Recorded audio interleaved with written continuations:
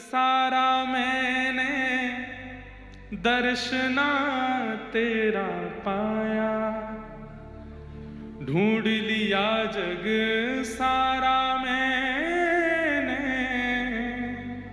दर्शना तेरा पाया। पर अगली बात, जब मन को एकाग्र किया तो तू दिल बीच समाया, हृदय में रहने वाले बाके बिहारी हमारे, मैं दास हूँ तुम्हारा, मैं दास हूँ तुम्हारा। मुझको कहाँ ढूंढे रे बंदे, मैं तो तेरे पास हूँ। मुझको कहाँ ढूंढे रे बंदे, मैं तो तेरे साथ हूँ। एक महापुरुष मुझे बता रहे थे, ठाकुर जी ने जब दुनिया बनाई और जब मानव बनाए तो हम लोगों को देख के ठाकुर जी डर गए। बोले ये तो खतरनाक बन गए भाई। बोले इनसे छुपो। तो कहाँ छुपे? बोले पहाड़ों में छुप जाओ। बोले ये यहां भी आ जाएंगे। बोले अब कहाँ छुपे? बोले नदियों में छुप जाओ। बोले यहां भी आ जाएंगे। बोले कहाँ जाओ? वो गुफाओं में छुपो। बोले ये यहां भी आ जाएंगे। तब ठाकुर जी बोले एक काम करते हैं, बोले इनके अंदर ही छुप जाता हूं, ये यहां नहीं आएंगे। और यही हो रहा है, हम सब जगह ढूंढ लेते हैं पर जहां वो हैं वही नहीं ढूंढ पा रहे। कथा सुनने का और कोई कारण नहीं है, केवल आप अपने अंदर ही ढूंढ लो, अपने अंदर ही प्रकट कर लो, हृदय में एक निकुंज बनाओ। बंधुओं देखो, हमारे वृंदावन में एक परंपरा है और उस परंपरा में मानसी सेवा होती है। मानसी सेवा का मतलब क्या है? आप अभी प्रत्यक्ष सेवा करते हो, सामने सिंहासन है, सिंहासन पर ठाकुर जी हैं, पंचामृत से स्नान, फिर उसके बाद उनको वस्त्र पहनाना, माला पहनाना, आरती करना आदि आदि, ये प्रत्यक्ष सेवा है। मानसी सेवा कैसी होती है? नेत्र बंद करके बैठे हैं, मेरे हृदय में एक सुंदर निकुंज है, पीछे पहाड़ हैं, कल कल करती यमुना जी बह रही हैं, सुंदर एक निकुंज में वटवृक्ष है, वटवृक्ष के नीचे एक सुंदर आसन सिंहासन है और उस सिंहासन पर ठाकुर जी विराजमान है। प्रत्यक्ष सेवा नहीं, मन में चल रही है।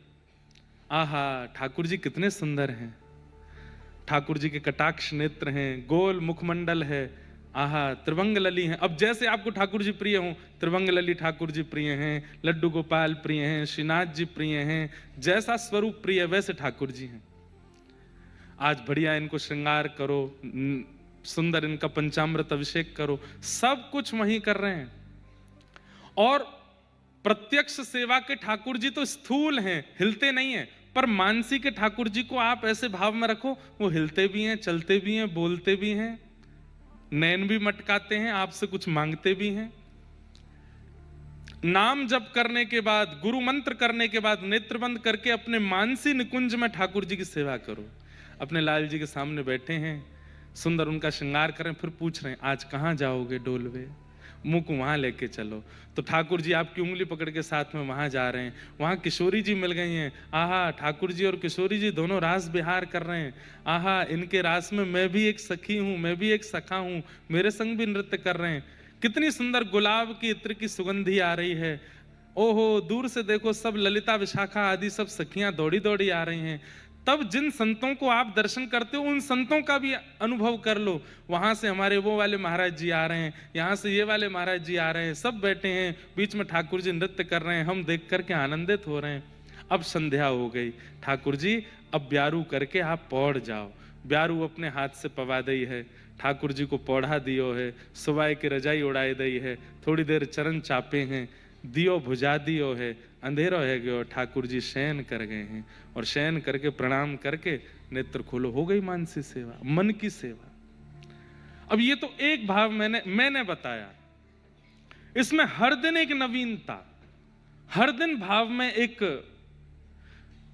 दिन ऐसा आएगा आप घंटों बैठे रहेंगे, आपको पता नहीं चलेगा मानसी भाव में।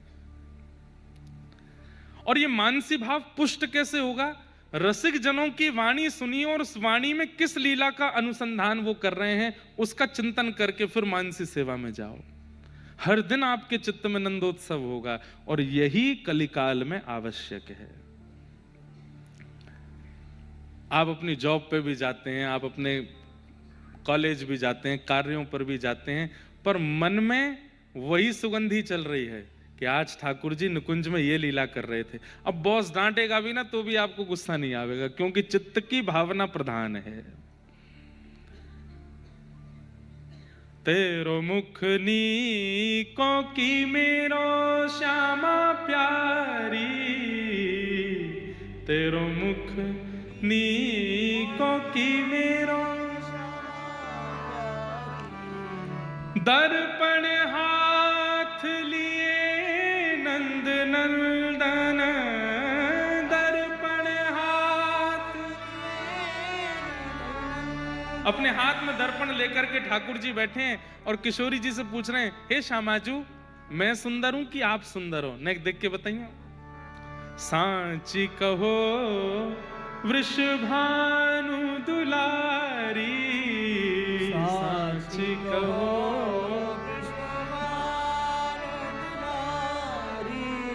तेरो मुख नीको की मेरो श्यामा प्यारी, तेरो मुख नीको की मेरो श्यामा प्यारी। अब नेत्र बंद करके अगर कोई अनुभव करे, सुंदर एक शिला है, चारों तरफ हरियाली है, थोड़ी ठंडी ठंडी शीत हवा चल रही है, ठाकुर जी ने ऊनी वस्त्र पहने हैं, हिना का शमामा का इत्र लगा रखा है, गर्म इत्र है, और आकाश में सूर्य चमक रहे हैं, तो ठाकुर जी को प्रतिकूलता नहीं लग रही, अच्छा लग रहा है। सूर्य की रोशनी में बैठे हैं, हाथ में दर्पण लेकर के किशोरी जी से पूछ रहे हैं, अरे श्यामाजू मैं ज्यादा सुंदर लग रहा हूं कि आप ज्यादा सुंदर लग रही हो? अब ये मानसी में प्रवेश कराने का पद है सूरदास जी का। किशोरी जी कह रही हैं, हमसे कहो तुम ही क्यों ना देखो, हमसे कहो तुम ही क्यों ना देखो, हम गोरी तुम श्याम बिहारी, हम गोरी तुम श्याम बिहारी। मेरो मुख जैसे चंद उजियारो, मेरो मुख जैसे चंद उजियारो, तुमरो मुख जैसे रैन अंधियारी, तुमरो मुख जैसे रैन अंधियारी। अरे हे कन्हैया, हे श्याम सुंदर, वो बात पूछी जावे जो समझ में ना आवे, जो प्रत्यक्ष दिख रही हो वाकू कैसे पूछना चाहिए? ठाकुर जी बोले क्यों? अरे मैं तो गोरी हूं, आप श्याम सुंदर हो, और देखो या में तो स्पष्ट ऐसा लग रहा है मैं पूर्णिमा की चंद्रमा और तुम रैन अंधियारी, अमावस्या की रात। ठाकुर जी रूठ गए। अरे कोई ते सांवरो कह दो, कोई ते कारो कह दो, रात्रि कौन बोले? अब कोई सांवला व्यक्ति उसको आप सीधे कहो, ओए भैया रात्रि इतकुआ, ओ काली निशा यहाँ पे आ जा, कितना बुरा लगे। किसी कोई व्यक्ति अगर मोटा है तो उसको गणेश जी बोल दो तो बुरा नहीं लगेगा, तो आओ गणपति भैया आ जा। अब आप सीधे उसको कहो रसगुल्ला से इतकुआ, भाई एक शब्द का भी तो प्रयोग होता है कि उसके चित्त को ठेस ना पहुंचे। हे किशोरी जी, आप सीधे कह रही हो कि मैं अंधेरी रात्रि। रूठ गए ठाकुर जी। किशोरी जी, ये सूरदास जी की मानसी की सेवा। सूरदास जी पर नेत्र तो नहीं है ना, वो अपनी मानसी में ही अनुभव करते हैं ठाकुर जी का, और उनकी मानसी का। अब देखो ये बहुत बड़ी बात हम बता रहे हैं, सूरदास जी अपनी मानसी में जो देखते हैं वो लीला हुई नहीं है, पर सूरदास जी के चित्त में हो रही है, तो वो सुनने के लिए ठाकुर जी स्वयं आते हैं और सूरदास जी से सुन के फिर उस लीला को करने जाते हैं। क्या सूरदास जी ने बोली, हे श्यामाजू हमने ये लीला ना करी, पर सूरदास जी गा रहे हैं, चलो या लीला को करेंगे। ये मानसिक स्थिति होती है। ठाकुर जी रूठ गए, अब किशोरी जी मना रही हैं। तेरो नयन में मोटो मोटो कजरा, तेरो नयन में मोटो मोटो कजरा। आहा, यशोदा मैया कैसो मोटो काजर लगाए के भेजे लाला को, ने दिखाइयो तो मो पता है आप मेरो और उपहास कर रही हो। एक तो मैं कारो ऊपर ते काजल लगा के आया हूं। अरे नाय नाय श्याम सुंदर, मेरी बात तो सुनो। तेरो नयन में मोटो मोटो कजरा, तेरो नयन में मोटो मोटो कजरा। कहा कहना चाह रही हो? मेरे नेत्रन में देखो, आपको काजल दिख रहा है? श्याम सुंदर बोले नहीं, काजल तो आपने नहीं लगायो। क्यों? बोले क्योंकि हमरे नयन में तुम बनवारी, हमरे नयन में तुम बनवारी। अरे अक्षणवताम फलमिदम न परम विदाम, वेणु गीत में गोपियां कहती हैं नेत्र तो मिले, इन नेत्रों से ब्रह्मांड देख लिया, लेकिन ब्रह्मांड देखने के बाद भी श्याम सुंदर को अगर नहीं देखा तो तुमने खाक देखा, इन नेत्रों को पाकर के कुछ नहीं देखा। लोग कहते हैं हमने इतनी कंट्रीज घूम ली, हमने ये देखा, हमने वो देखा, ऐसे पहाड़ देखे, ऐसे ग्लेशियर देखे, ऐसा समुद्र देखा, ये देखा, वो देखा। गोपियां उन सब के मुख पर तमाचा मारती हैं। गोपियां कहती हैं अगर नेत्र पाकर के भी तुमने वरहा पीड़म नटवर वपुः कर्णयो कर्णकारम विभ्रत वासः कनक कपिसम वैजयंतीम चमालाम रंध्रान वेणो अधर सुधया पूरयन गोप वृंदई वृंदारण्यम स्वपद रमणम प्राविशद गीत कीर्ति। अगर उन श्याम सुंदर को तुमने नहीं देखा तो भैया तुमने नेत्र पाकर के इन नेत्रों का उपयोग ही नहीं किया, कुछ देखा ही नहीं है। जब वे श्याम सुंदर चलते हैं, गैया आगे आगे चलती हैं, आहा तम गो रजत छुरित कुंतल वद्दवरह, जब गायों की चरण रज उड़ करके उनके श्री मुख का स्पर्श करती है और मुख पर आ रहे प्रश्वेत के बिंदुओं का जब वो स्पर्श करके पत्रावली का श्रृंगार बना देती है, ठाकुर जी के घुंघराले केश जब उनके मुखमंडल पर आकर के शोभायमान होते हैं, उस समय कटाक्ष कमल नेत्र श्याम सुंदर जब अपनी कटाक्ष से हमारी ओर देखते हैं, तुम क्या जानो वो रूप कैसा लगता है। अरे उसे देख करके लगता है बस प्राण निकल जाए, अब और कुछ देखना ही नहीं है। श्याम वर्ण के श्याम सुंदर और कमल वर्ण के हाथ, कमल वर्ण के नेत्र, कमल वर्ण के ओष्ठ, उस स्वरूप को अगर आपने इन नेत्रों से नहीं देखा तो क्या देखा। इतने सुंदर हैं हमारे ठाकुर जी।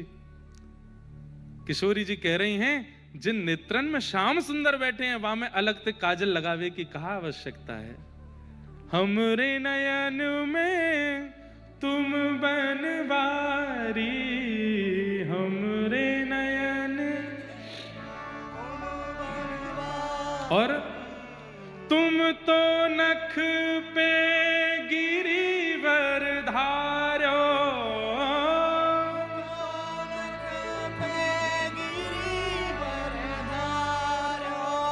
आपने अपने इकन्नी उंगली के नख पे गिरिराज जी धारण किए, पर भैया या व्रज को पतो ना है, आपसे ज्यादा बलशाली तो मैं हूं। किशोरी जी कह रही हैं। ठाकुर जी बोले हमने इतना बड़ा पर्वत उठाया, तुम 1-8 किलो पत्थर ही उठा के दिखा दो। किशोरी जी कह रही हैं 1-8 किलो पत्थर की बात मत करो, बात सुनो हमारी। बोले कहा तुम तो नख पे गिरिवर धारो, तुम तो और तुमसे ज्यादा बलवान मैं क्यों?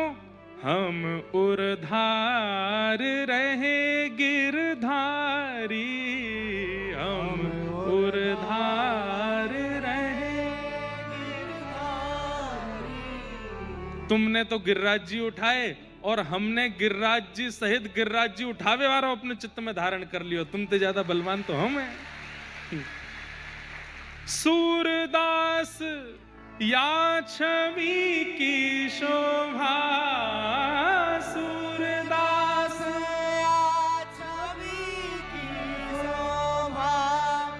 इन नैनन सो टरत नटारी, इन नैनन सो टरत नटारी। ये है मानसी। हर दिन कुछ नवीन चिंतन किया अपने चित्त में। जरूरी नहीं सुबह ही करो, आपको ऑफिस कॉलेज जाने की जल्दी है, जाओ लौट के आओ घर पे, भोजन बाद में, या चलो भोजन भी कर लो, उसके बाद थोड़ा शुद्ध पवित्र होकर के बढ़िया सा कोई ऋतु के अनुकूल इत्र थोड़ा सा अपने अंग पे लगा के आसन पे बैठो, कोई कथा पहले सुन लो, कोई महाराज जी का प्रवचन पहले सुन लो, थोड़ी 10-15 मिनट की कोई कथा सुन लो, चित्त पवित्र हो जाएगा, बाहर के जितने भी विषाद विवाद थे सबको भूल जाओ, और फिर उसके बाद नेत्र बंद करके फिर किसी लीला का चिंतन करो, और लीला का चिंतन करके उसमें मानसी भाव करके फिर ठाकुर जी को शयन करा करके फिर सोने जाओ। ऐसी लीला होगी, ऐसा मानसी भाव प्रकट होगा। एक दिन आप नेत्र जब अपने मानसी से खोलेंगे तो हो सकता है हृदय के ठाकुर जी सन्मुख ही बैठे हो, सामने ही आ जाएं। ये घटना